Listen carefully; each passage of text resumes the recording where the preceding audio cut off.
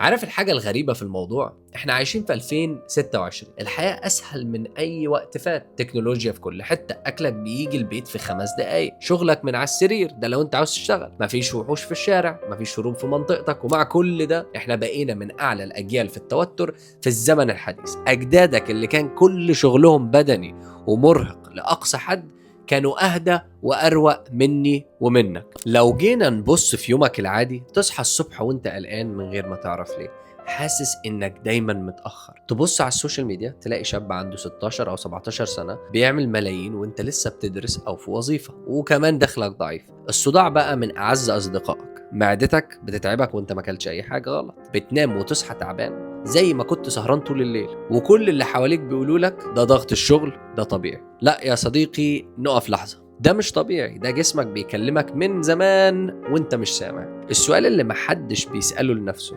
احنا وصلنا للمرحلة دي ازاي؟ وايه اللي بيحصل جواك بالظبط؟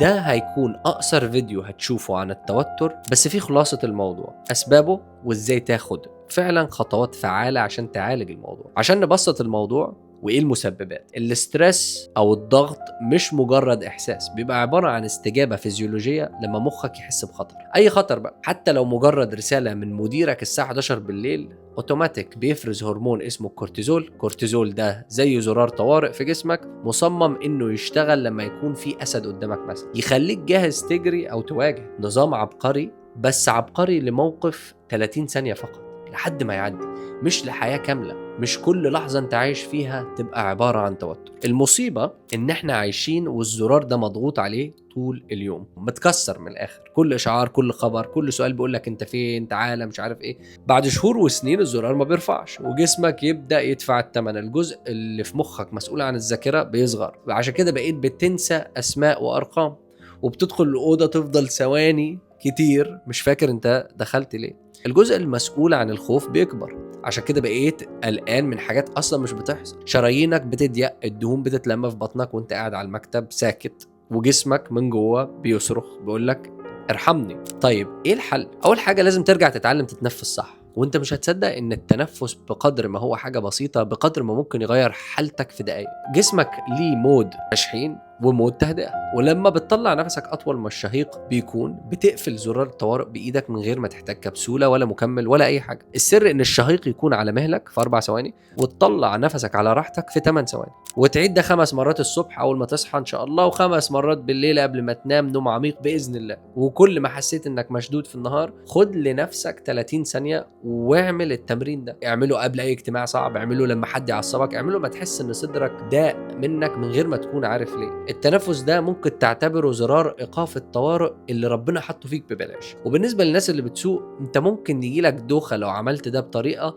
وانت مش متعود على التنفس الصح، لان جسمك متفاجئ، ايه ده، انت بتديني اكسجين كتير قوي، لا ده في حاجه غلط. فنخلي بالنا ان لو انت في وضع محتاج تكون مركز فيه 100%، نتنفس بالراحه، ما تضغطش على نفسك قوي الا ما تتعود على الحته دي. تاني حاجه، اطلع من البيت بدري وامشي تحت الشمس. ومش معنى كده تروح الجيم وتتمرن ساعتين عشان تطلع التوتر، لا لا ابدا، ده ممكن يزود الكورتيزول مش يقلله. لو انت اصلا متدمر قبل ما تخش الجيم، انت بتعمل مصيبه بان انت ترفع الكورتيزول كده. اللي محتاجه انك تمشي 20 دقيقه في نور الصبح، نور الشمس اللي ربنا اداها لنا، اللي فيها فيتامين د وحاجات كتير مهمه، والنور ده اللي بيدخل عنا ويظبط الساعه البيولوجيه في المخ، فتقدر تنام احسن بالليل وتصحى مركز الصبح. في نفس الوقت الحركه البطيئه دي بتنزل التوتر من غير ما ترفعه، زي مثلا ما الجيم بيعمل، او التمارين الصعبه القاسيه بتعمل. جرب اسبوع واحد بس، امشي كل صبح 20 دقيقه من غير موبايل، من غير سماعات، من غير حد معاك، انت ومخك بس، وهتحس بفرق في 3 يوم ما حسيتوش قبل كده طول حياتك. ثالث حاجة، وده اللي محدش بيحكي لك عليه،